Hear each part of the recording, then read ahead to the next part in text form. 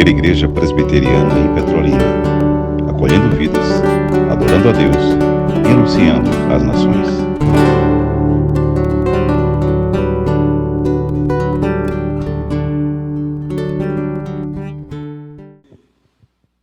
Amém, amém.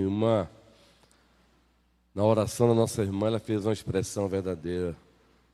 Deus quer fazer a obra. O nosso Deus está em missão, gente. É o que nós chamamos em latim de Mission Dei. É isso mesmo, Silvânia. Mission Dei, a missão de Deus. O nosso Deus quer, Ele está em missão no mundo. Aliás, Ele está em missão desde o princípio, Wilker. Está lá Gênesis 1:1. No princípio, criou Deus os céus e a terra. Carinhosamente, Lu. É assim que a amada dele o chama. Lu. Ele está em missão. Então, prossigamos. É isso aí. Prossigamos. Queridos e queridas, abramos a Bíblia no Evangelho de Deus segundo Marcos, no capítulo 15, o versículo 39. Aprendendo com eles, personagens ao redor da cruz. Nós vamos encerrar essa série na próxima quinta-feira, pois em maio iniciaremos uma nova série dentro do nosso trabalho trienal que havíamos programado. Iniciaremos a nova série com o título Cristianismo, a fé dos eleitos, cristianismo bíblico, ortodoxo, reformado e vivo. Ou seja, vamos mergulhar um pouco mais no conhecimento da nossa fé. Isso foi programado e ainda bem que o Supremo Senhor está nos dando a oportunidade de colocar em prática o nosso trabalho trienal, como nós gostaríamos. Essa série, Aprendendo com eles, personagens ao redor da cruz, é uma série dentro daquela estrutura biográfica, como já havíamos dito. É um estudo biográfico, como também ele poderia ser transformado num sermão biográfico. É um outro tipo de sermão que os pregadores pregam e são legítimos, ok? Essa série foi para poder aquecer o coração. E aí a gente vai chegar na próxima série, início de maio, a fé dos eleitos. Cristianismo bíblico, ortodoxo, reformado. Fizemos questão de acrescentar e vivo. E vivo. Pois nós temos por aí algumas igrejas se apresentando um cristianismo bíblico, ortodoxo, reformado, mas que na prática a morte domina ali a região. Não, tem que ser vivo, segundo Deus. Ok? Então, primeira quinta-feira de maio, querendo o Trino Deus, parece que é o dia 4 de maio, a nova série. Mas até lá, temos ainda hoje. O que é que diz o texto aí? Vamos ler juntos? O centurião, que estava em frente dele, vendo que assim expirara, disse: verdadeiramente, este homem era o Filho de Deus. Meus irmãos e minhas irmãs, no domingo de Páscoa, de acordo com o nosso calendário litúrgico, histórico, domingo de Páscoa, Páscoa da nova administração da Aliança da Graça, que nós celebramos também quando ministramos a ceia do Senhor. Nós pregamos à noite, no domingo de Páscoa, lembra? Um sermão temático com o título Jesus, a história que redime todas as histórias. Lembra desse sermão? Um sermão puramente temático. Jesus, a história que redime todas as histórias. E introduzimos esse sermão temático, trazendo à tona 4 elementos que configuram numa história. 4 elementos para que uma história seja história com H e não história com E. História com E é ficção, mas história com H é fato. 4 elementos.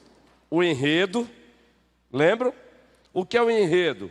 O enredo são os acontecimentos ligados entre si, que contam as ações e a história de um personagem.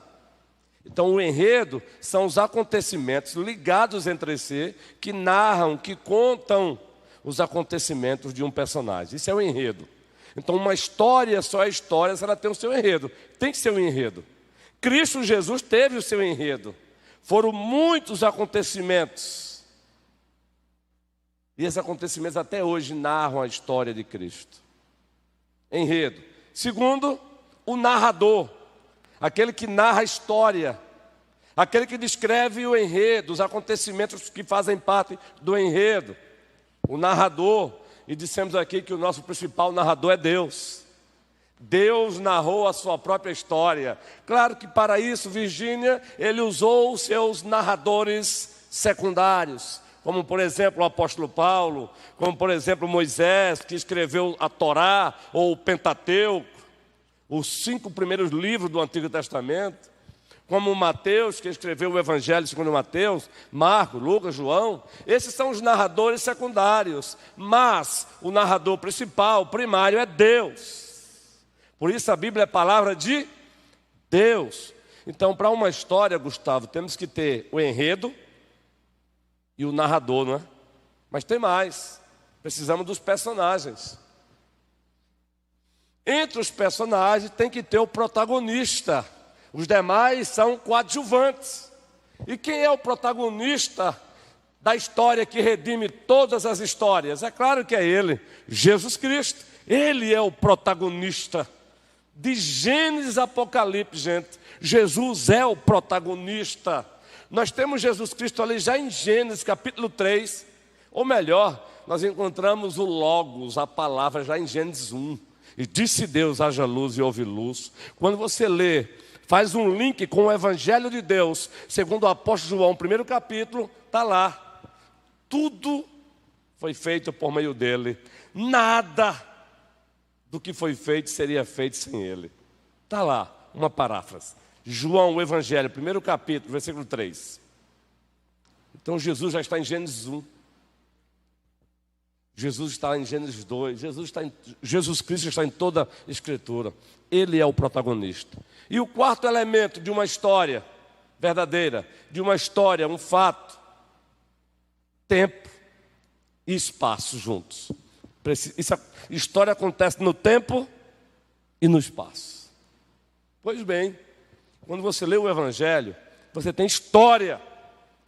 Esse texto, esse versículo que acabamos de ler, faz parte de um texto que em hermenêutica bíblica reformada chamamos de texto narrativo. O que é um texto narrativo? Ele narra algo, ele narra uma história.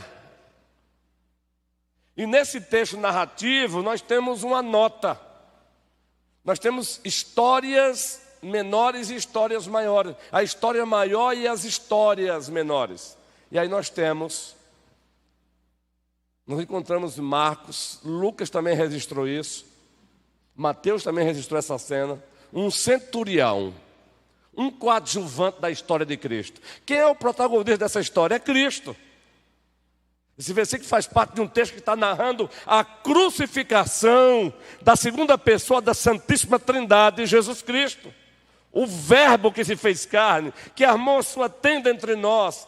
No original a ideia é tabernaculou entre nós. Quem é o protagonista dessa história aí de Marcos 15? Da crucificação. O crucificado, Jesus. Só que pertinho dele ali estão os coadjuvantes. E o centurião, põe o texto aí novamente. Marcos 15, 39. O centurião é um desses muitos coadjuvantes daquele que é o protagonista, Cristo. Como nós também hoje somos coadjuvantes da história dele, do protagonista Jesus Cristo. Ainda bem que temos o privilégio de sermos coadjuvantes.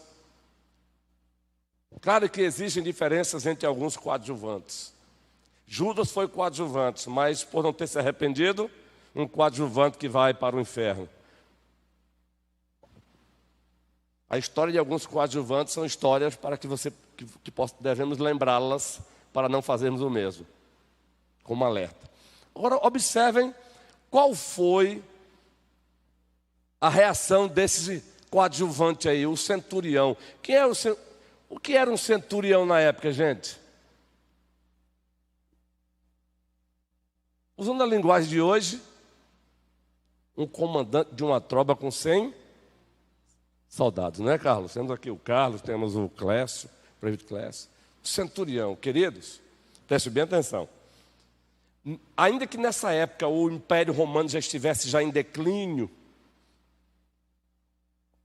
o centurião era um cargo de muito respeito, meu amigo. Ainda repito que o Império Romano nessa época já estivesse num certo declínio, por razões morais e outras coisas mais. Mas um centurião, para alguém chegar a ser centurião, tinha que ser um soldado, o cara tinha que galgar mesmo. Não era assim. E a Bíblia nos fala de alguns centuriões envolvidos ali, perto daquele que é o protagonista. Lá em Lucas 7, um centurião se aproxima de Cristo e roga por um dos seus criados. E Cristo atende. Aliás, Cristo elogia até a fé do centurião, Carlos. Está lá em Lucas 7. Então nós temos citação de quatro deles. Lucas 7, se aproxima de Cristo e pede. Ainda diz assim, olha, não precisa o senhor ir na minha casa não. Em minha casa não. Manda apenas, porque eu não sou digno. Olha só, gente. Eu não sou digno. E o Senhor atendeu. Nós temos o outro centurião, Cornélio, Atos 10, lembram? Centurião. O Senhor Deus manda um anjo falar com Cornélio, para que Cornélio chamasse Pedro. Pedro foi, pregou o evangelho e se rendeu. E nós temos o centurião Júlio, que acompanhou o apóstolo Paulo em direção a Roma, já era um preso, não é? Júlio, foi muito simpático com Paulo ele. Vejam que eram homens com a sua simpatia, não é? Claro, por bondade de Deus. E temos esse daí, o centurião da crucificação. Foi ele que conduziu tudo ali, por ordem, é claro.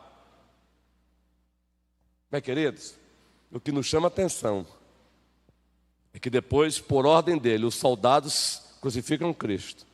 Ele percebe algumas coisas acontecendo ali que levaram-o a dizer isso aí, olha, verdadeiramente, este homem era filho de Deus. Ele está dizendo isso depois que ele contempla o próprio Cristo dizendo, tetelestai.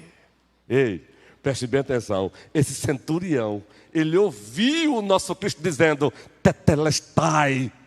E de repente, trevas, sepulcros sendo abertos, pessoas saindo do... Ele viu isso. E a afirmação dele foi, este homem verdadeiramente era filho de Deus. Isso Marcos 15, 39. Agora observem o que os outros evangelistas disseram também sobre esse centurião. Por isso que nós temos quatro versões do mesmo evangelho. Deus é perfeito. Eles se complementam. Observem Lucas 23, o versículo 47. Lucas, como na sua perspicácia de médico, por vontade de Deus, ele destaca uma outra detalhe do centurião. Marcos registrou apenas essa parte. Agora observem Lucas, toda a igreja, vamos lá. Vendo o centurião o que tinha acontecido, gente, deu glória a Deus, dizendo, verdadeiramente este homem era justo. Verdadeiramente este homem era justo. Se você ler Mateus 27, Mateus também registra. Vejam, Todos os evangelistas registram essa cena do centurião. Verdadeiramente. William Hendricks é um dos comentaristas do Novo Testamento muito respeitado no Brasil. Aliás, ele não é brasileiro, mas os seus comentários do Novo Testamento, todos eles foram traduzidos para o português. Ele só não completou a série porque ele morreu antes. Então, por exemplo, Apocalipse, quem escreveu o comentário para fechar a série foi Simon Kistemaker. Mas boa parte, os evangelhos, Atos, boa parte foi William Hendricks. Comentando o evangelho de Marcos, comentando essa cena, ele diz o seguinte: não sabemos se verdadeiramente esse homem, não podemos afirmar se a partir daí ele se tornou um cristão ou não. A Bíblia não diz nada, só diz que ele, por exemplo, Lucas diz que ele glorificou a Deus. E disse, verdadeiramente esse homem era filho de Deus. William Hendricks, no seu comentário de Marcos, diz que a tradição cristã diz que ele se tornou um cristão, esse centurião. É porque a Bíblia se cala, né? A Bíblia só diz que ele deu glória a Deus por ter contemplando aquilo tudo. Diz que ele disse, verdadeiramente este homem era filho de Deus. Então William Hendricks registra que a tradição diz que ele se tornou cristão. Já o James Houston, que é o autor da trilogia Personagens ao redor da cruz, Personagens ao redor da manjedoura e Personagens ao redor da igreja, ele prefere ficar no não sei. Se bem que o texto dá pista, não dá? Deu glória a Deus, Lucas 23. Em Marcos, verdadeiramente esse era filho de Deus. Agora, meus irmãos, um dia saberemos, quando todos nós estivermos diante de Deus. O que queremos, onde queremos chegar, trazendo à tona esses detalhes de um centurião que recebeu a ordem para colocar os seus soldados a serviço da crucificação de Cristo.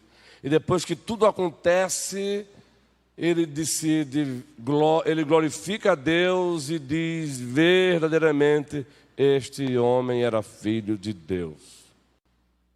Onde queremos chegar? Trazendo à tona esse personagem, esse coadjuvante.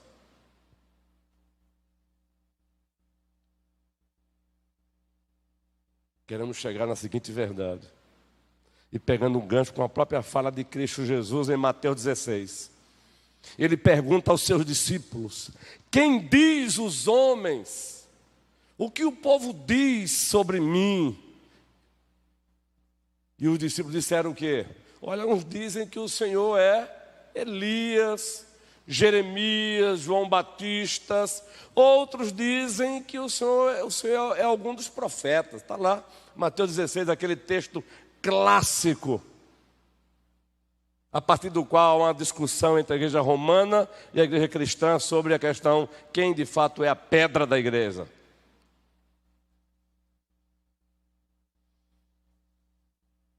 Depois que os discípulos descrevem como o próprio povo lá descrevia Jesus, ele agora estreita a pergunta: e vós?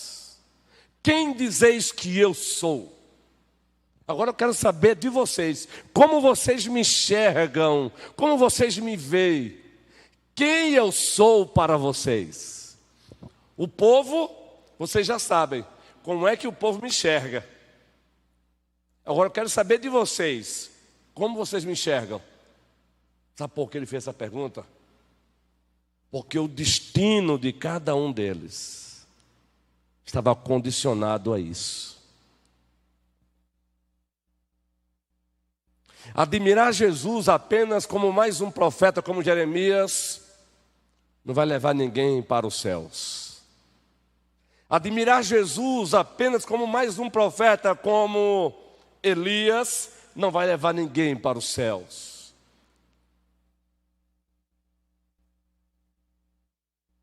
Falamos aqui também no sermão do domingo de Páscoa, de acordo com o nosso calendário litúrgico. Sermão que pregamos pela manhã, lembram? A supremacia de Cristo, pelo que Ele é, pelo que Ele fez e pelo que Ele fará. E o texto foi Colossenses, primeiro capítulo. E nós introduzimos o sermão evocando, trazendo à tona o trilema de C.S. Lewis. Lembram? C.S. Lewis viveu numa geração, viveu numa época onde as pessoas queriam admirar Jesus Cristo como mestre, mas jamais olhavam para Ele como Deus. Ah, Jesus, um mestre da moral. C.S. Lewis estava acostumado a ouvir isso. Aí C.S. Lewis disse, não tem como olhar para Jesus apenas como um mestre da moral. Por tudo que ele disse, tudo que ele fez, é impossível, não há lugar para isso. Aí ele criou o trilema. Aí ele deu 3 opções, 3 escolhas. Então vamos lá. Ele disse, se Jesus é apenas isso que vocês afirmam, um mestre da moral, então esse mestre, ele foi primeiro um lunático. Porque nenhum mestre da moral ousou dizer, quem vê a mim, vê o Pai. Só um louco, sem juízo, ousa dizer isso. Com exceção dos faraós, mas isso estava de acordo com a teologia, com as teogonias da época, as doutrinas que falavam da origem dos deuses da época. Mas um mestre da moralidade, já pensou se aparecesse hoje Augusto Cury por aí, que é um autor muito lido, inclusive eu leio, porque toda a verdade é a verdade de Deus e eu faço questão de filtrá-las pelo crivo da Escritura. A Escritura é o nosso filtro absoluto. E eu leio Augusto Cury. Isso, as lentes. A tese dele, inteligência multifocal, é fantástica. É fantástica. Mas imagine agora Augusto Cury, que é tido como mestre da sabedoria popular, aparecesse dizendo por aí, quem vê a mim, vê o Pai. Você diria o que dele? Um maluco. Pode levá-lo para o manicômio. E Jesus disse, quem vê a mim, vê o Pai. Então, C.S. Lewis disse, não dá para você olhar para ele só como mestre, não. Porque se você enxergá-lo apenas como mestre, esse mestre foi um lunático, um esquizofrênico, ele sofria de patologias psicoemocionais. Segundo dilema dele, se ele não é um lunático para vocês, pois alguém que diz, quem não comer da minha carne, não beber do meu sangue, não tem vida, isso é um lunático. Se ele não é o lunático, então a segunda opção, ele foi um charlatão, um mentiroso. Ele sabia que ele não era nada daquilo, mas ele se passou por. Então ele é um mentiroso. Segunda opção que C.S. Lewis colocou. Escolham. E a terceira, ou então ele é o que ele disse ser, Deus, plenamente homem, plenamente Deus, uma só pessoa, louvado seja Cristo Jesus. Não tem como escapar. Ou você olha para Cristo como aquele que é plenamente Deus, plenamente homem, numa só pessoa, ou então ele é um mentiroso, ou ele é um lunático. Mas o nosso Senhor Jesus nem é um lunático, nem é um mentiroso. Ele é o Logos de Deus, o Verbo de Deus. No princípio era o Verbo estava com Deus, o Verbo era Deus. Versículo 14, e o Verbo se fez carne e habitou entre nós, vimos a sua glória, glória como do unigênito do Pai. É aí onde queremos chegar com esse coadjuvante, o centurião. Importa sim, o teu destino está condicionado a como você enxerga Jesus. Quem é Jesus para você? O centurião, em Lucas 23, diz, deu glória a Deus e desse verdadeiramente justo. Marcos registra um outro detalhe. Esse verdadeiramente era filho de Deus. Depois de tudo que ele viu. E você? Ah, pastor, o que é isso? Cristo perguntou aos seus próprios discípulos: e vós, quem dizeis que eu sou? Eu preciso perguntar para mim mesmo, para que eu possa também dizer para o outro, para que eu possa falar para o outro, eu preciso dizer para mim mesmo quem Jesus é para mim. Para mim, quem é Jesus? Só assim eu poderei dizer para Eva: quem é Jesus para mim? Quem é Jesus Cristo para você, Luiz Ronilson? Aí Pedro aparece como representante do colégio apostólico. O Senhor Deus sempre levantou o líder entre os líderes. Isso é Bíblia, viu? O líder entre os líderes. É por isso que na igreja presbiteriana tem um ministro da palavra. O docente é o líder entre os líderes. É por isso que ele se dirige à igreja em Éfeso, ao anjo da igreja em Éfeso. Ali é o líder entre os líderes. 1 Timóteo 5,17, o docente, aquele que se dedica na palavra.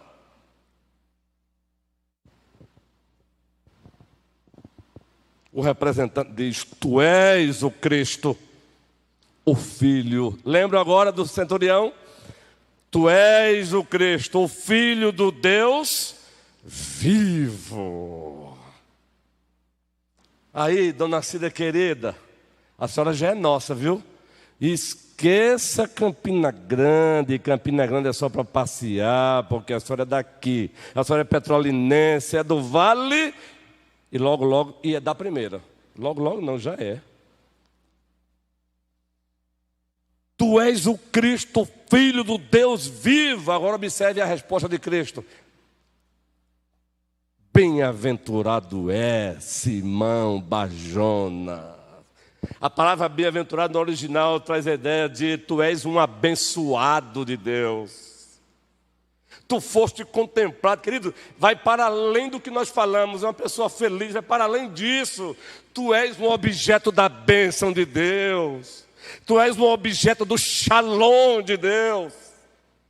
Porque não foi carne e sangue que tu revelaram, mas o meu Pai que está nos céus. Então tu és um abençoado. Ei, se fosse pregar um sermão aqui sobre características de um ser humano abençoado, eu pegaria esse texto também. Está vendo, Juan?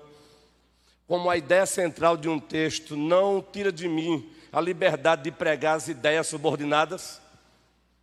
Vai guardando aí, viu? Todo texto tem uma ideia central. Mas não pense que você só está pregando o texto se pregar a ideia central.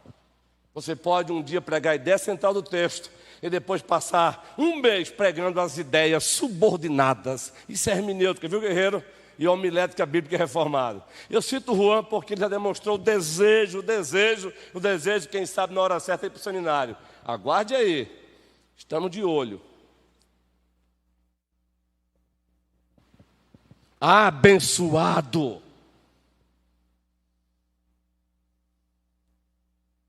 Meus irmãos, há 8 dias trabalhamos aquele outro coadjuvante. Os 2 ladrões na cruz. Vocês sabiam que alguns, por não perceberem isso, pensam que há contradição? Um dos evangelistas narra que os 2 blasfemavam contra Cristo. Mas o outro diz que um deles, pare, não é contradição não. A semelhança do centurião, que até Cristo ser crucificado, ele estava com dúvida ainda. Depois de tudo que ele viu, ele disse: mudança. A mudança acontece assim, queridos. Deus é Deus. Os 2 estavam fazendo coro, de repente Deus muda o coração de um dos ladrões. Abençoado. Abençoado foi o ladrão arrependido.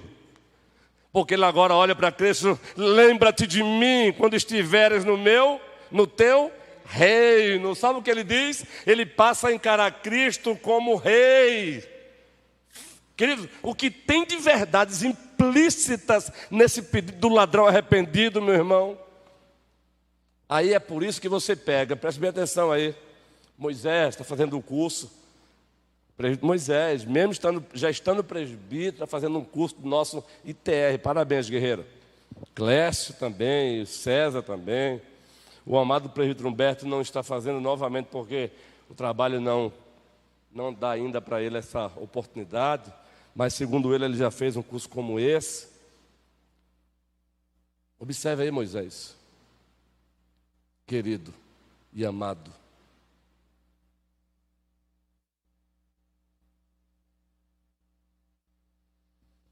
Abençoado. Abençoado. O ladrão da cruz disse: lembra-te de mim quando estiver no teu reino. Por isso, Moisés, você pega o velhinho Martyn Lloyd-Jones e ele escreve 14 livros de sermões de Romanos. 14 livros, eu tenho o privilégio de tê-los em minha biblioteca.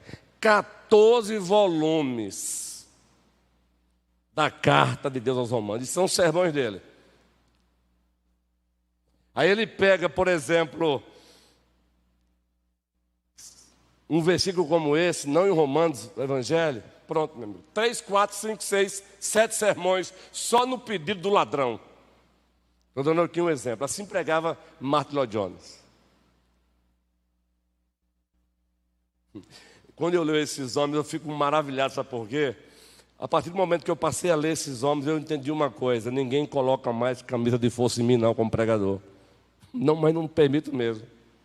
Porque tem que pregar assim. Porque tem que pregar assim. Quando alguém diz isso, é porque ela não entendeu, foi nada de homilética ainda. Não entendeu nada de homilética. Quando alguém chegar para você e disser que você pregou da forma errada, é porque ela não entendeu a forma correta. Porque a forma correta é multiforme.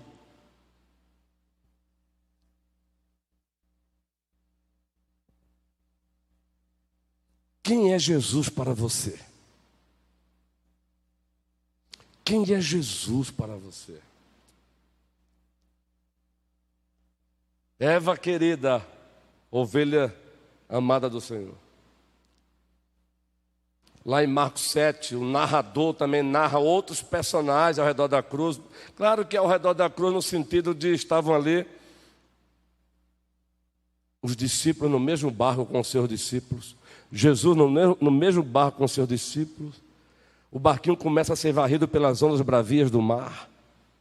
E os discípulos perguntam: quem está dormindo na proa do barco? O barco está ali, ó, varrido pelas ondas bravias do mar. E quem está dormindo na proa, Elaine? Jesus. Aquele que estava lá em Gênesis. Haja luz e houve luz. Estava lá na proa, dormindo. E os discípulos, e Marcos registra. E tem até um cântico, um hino nosso com esse texto. Senhor, não se te dá que morramos, porque ele estava dormindo. Queridos. Aí ele se levanta e diz: homens de pequena fé. Você não vê Cristo se levantando? O que foi? Pega a corda. Homem de pequena fé, serenidade. Aquieta-te vento, aquieta-te mar. Em seguida quer-se a bonança. Mas o que nos chama a atenção, olha aí, um outro ponto para um sermão temático aí, Juan. Quem é este? Os próprios discípulos perguntam. Os próprios discípulos que estavam caminhando com ele ali no dia a dia perguntam: quem é este? Hernando Dias Lopes tem um sermão dele que ele passa o sermão quase que todinho só respondendo: quem é este? Por isso que ele é chamado pelo Arival de o príncipe dos pregadores. Porque é mesmo, meu irmãozinho. Quando o assunto é pregador, Hernandes é o príncipe no Brasil mesmo. Para a glória de Deus. A quem muito se deu, muito será cobrado. Deus vai cobrar dele. Mas é um príncipe mesmo, irmãozinho. Deus seja louvado. Quem é este? Que os ventos lhe obedecem. O centurião disse: verdadeiramente Filho de Deus. Quem é Jesus para você? Quem é Jesus para mim? Precisamos responder essa pergunta todo dia. Ao sair de casa, ao voltar para casa. Precisamos responder essa pergunta diante dos desafios, das tentações, das intempéries. Precisamos responder essa pergunta quando estamos no meio do mar revolto. Porque muitas vezes dizemos que Ele é o nosso Senhor, que Ele é o nosso Salvador. Mas quando o mar está revolto, nos esquecemos que Ele é o Senhor, nos esquecemos que Ele é o Salvador. Quando alguém tenta nos comprar com seus tapinhas, nos esquecemos que Ele é o dono de tudo. Responder a essa pergunta é crucial todo dia. Nabucodonosor chama Sadraque, Mesaque, Abednego e diz: eu fiquei sabendo que vocês não se dobraram diante da minha estátua quando a trombeta foi tocada. Pois elas tocarão novamente, eu exijo que vocês se prostrem. Do contrário, eu os lançarei numa fornalha. Diz o texto, aquecida 7 vezes mais. Observe aí agora. Eles dizem o quê? Fique sabendo, ó rei Nabucodonosor. Fique sabendo, ó rei. Não foi nem Nabucodonosor não, né? Foi? Fique sabendo que se Ele quiser, Ele pode se o nosso Deus quiser, Ele pode nos livrar. Mas, se Ele não quiser, nós não vamos nos dobrar diante da tua estátua. Em outras palavras, Ele é o nosso Deus, nos livrando ou não disso aí. Ele é o nosso Deus. Entende agora, querido? Ter compromisso com Deus só quando as coisas vão bem é massa e é legal. Eu quero ver ter compromisso com Deus quando, em virtude de fazer a vontade de Deus, você é colocado na parede. Em virtude de fazer a vontade de Deus, você é pressionado a correr. Aí eu quero ver fazer a vontade. Aí eu quero ver dizer: Ele é Deus. Leia mais Colossenses, 1º capítulo. Leia mais Hebreus, 1º capítulo. Leia os Evangelhos. Cristo está latente no Antigo Testamento, está patente no Novo. Por isso cantamos: a Ele a glória, a Ele a glória, a Ele a glória, para sempre, amém. Que o Senhor nos abençoe, meus irmãos e minhas irmãs. Próxima quinta, encerraremos essa série, aprendendo com eles, personagens ao redor da cruz. Faça muito mais do que o centurião. Confesse todo dia quem é Jesus. Para você mesmo. Mas conte para o outro quem é Ele para você. Conte para o outro quem é Jesus para você.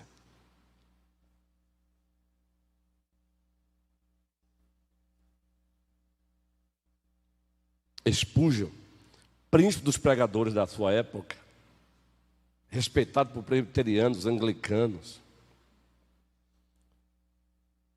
sofreu muito no ministério. Só para vocês terem uma ideia, eu tenho uma biografia dele. Ele era chamado pelos arminianos, os arminianos chamavam ele de hipercalvinista. E os hipercalvinistas chamavam ele de arminiano. Pobre coitado. Vê só, presbítero César, presbítero. Os hipercalvinistas chamavam Spurgeon de arminiano.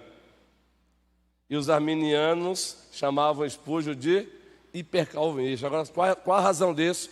Equilíbrio.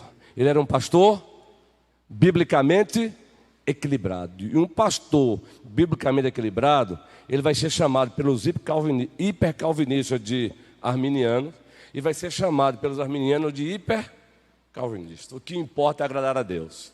Foi nessa conjuntura toda, e ele morreu com uma grande doença nos seus rins, viu? Morreu quase que solitário, saibam disso, viu? Morreu. Abandonado até por alguns colegas de ministério dele, porque ele enfrentou batalhas na sua denominação na época. Batalhas para preservá-la na verdade. E até alguns dos seus amigos, na hora da batalha, deram uma de: eu não estou vendo, eu não estou enxergando. É nessa conjuntura toda que ele diz assim, essa afirmação é dele: para um verdadeiro pastor, nunca faltará um rebanho. Aleluia. Ah, queridos, como a primeira vez que eu li os livros de Spurgeon, não me esqueça dessa afirmação: para um verdadeiro pastor Abraão, nunca faltará um rebanho que queira ser pastoreado. Nunca. Por isso tem que confiar no dono da igreja. E só tem um que pode ser apresentado como dono da igreja: Jesus Cristo. Nome bom, doce a fé, a esperança do porvir. Aleluia.